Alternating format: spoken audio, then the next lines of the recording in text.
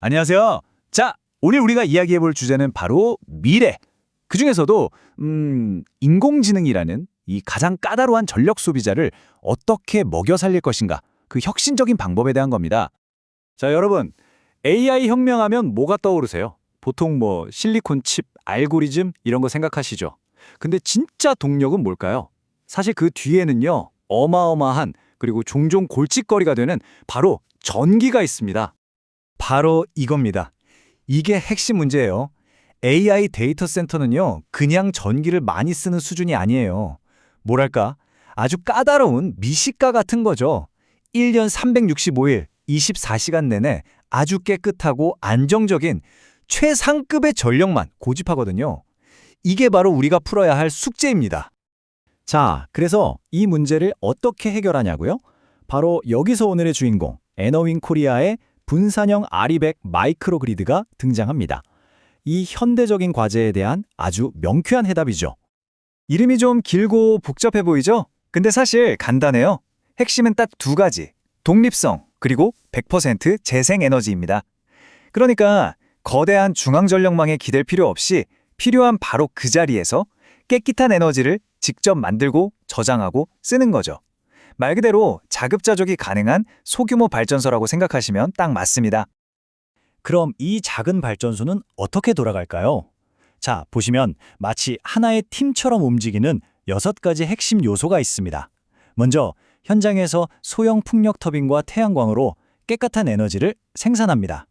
그리고 남는 전기는 에너지 저장 시스템 ESS에 차곡차곡 저장해두죠. 세 번째로 인버터가 이 전기를 아주 안정적이고 높은 품질로 안정화시켜주고요. 이 모든 과정을 에너지 관리 시스템이 똑똑하게 제어합니다. 그리고 혹시 모를 상황에 대비한 최후의 보루, 비상발전기까지 백업으로 딱 버텨주죠. 정말 완벽한 시스템 아닌가요? 자, 그럼 이 멋진 시스템을 가지고 구체적으로 뭘 할 수 있을까요? 다시 AI 이야기로 돌아와서 이 마이크로그리드가 어떻게 AI라는 거대한 에너지 괴물을 길들일 수 있는지, 그 판도를 바꿀 3가지 핵심 전략 모델을 지금부터 하나씩 살펴보겠습니다. 이게 정말 중요합니다. 이 표를 한번 보세요. 정말 기가 막히게 들어맞지 않나요? AI 데이터 센터가 원하는 것과 마이크로그리드가 제공하는 것이 마치 퍼즐 조각처럼 딱 맞물립니다. 예를 들어 데이터 센터의 생명과도 같은 무중단 전력 문제요. ESS와 GFMPCS가 합쳐져서 최고급 UPS, 그러니까 무정전 전원 공급장치 역할을 완벽하게 해냅니다. 전력 품질, RE1엔드, 확장성, 어느 것 하나 빠지는 게 없죠? 자, 첫 번째 모델입니다. 바로 자급자족형 AI 허브. 이게 뭐냐면요, 지금까지는 전력 인프라가 부족해서 꿈도 못 꿨던 그런 농어촌 같은 외딴 지역에 이 마이크로그리드를 딱 설치하는 겁니다. 그럼 어떻게 될까요? 그것이 바로 에너지와 데이터가 함께 살아 숨쉬는 쌍둥이 허브가 되는 거죠. 에너지 자립이 곧 첨단 산업의 중심지가 되는 길을 여는 겁니다. 두 번째 모델은 한 단계 더 나아갑니다. 지역 HPC 허브 모델인데요. 지방정부가 이걸 활용하는 거예요.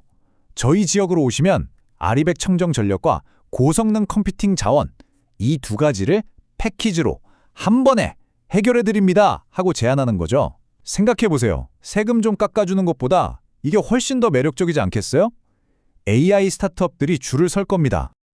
그리고 마지막 3번째 모델, 이건 정말 중요합니다. 국가안보 노드로서의 역할입니다.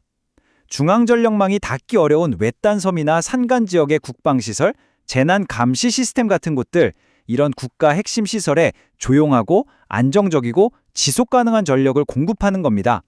국가 전체의 안보와 재난 대응 능력을 한 차원 끌어올리는 그야말로 전략적인 핵심 인프라가 되는 거죠. 결국 이겁니다. 중앙 클라우드가 없으면 아무것도 못해 해서 우리마을 전력과 우리마을 AI만으로도 충분해로 바뀌는 거죠. 이게 뭘 의미할까요? 그냥 기술이 좋아졌다는 게 아니에요. 거대한 중앙 조직에 집중됐던 힘이 이제 우리 동네, 우리 지역사회로 내려온다는 뜻입니다. 이건 정말 엄청난 패러다임의 전환이죠. 자, 지금까지 AI라는 첨단 디지털 세계에 대해 이야기했는데요. 이 시스템이 얼마나 다재다능한지 보여드리기 위해서 이번에는 잠시 아주 현실적인 공간, 바로 시끄러운 건설 현장으로 가보겠습니다. 건설 현장 하면 딱 떠오르는 게 있죠? 윙윙거리는 디젤 발전기 소리, 매캐한 연기. 그런데 이 마이크로 그리드를 쓰면요, 상황이 180도 바뀝니다. 디젤 발전기는 이제 시끄러운 주역이 아니라 만약을 위한 조용한 보험이 되는 거예요.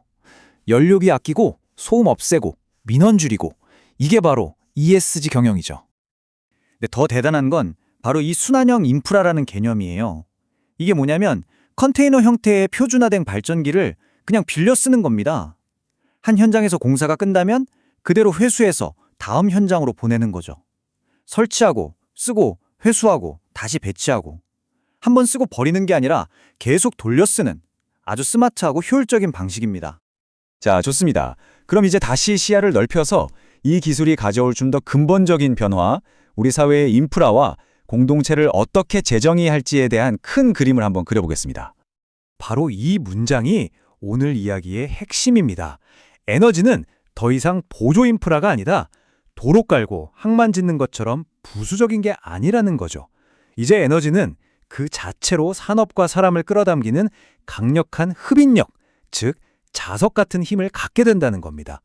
깨끗하고 안정적인 에너지를 가진 곳이 미래 산업의 중심지가 되는 시대가 온 거죠. 자, 그럼 이게 왜 그렇게 중요할까요? 핵심만 정리해보죠.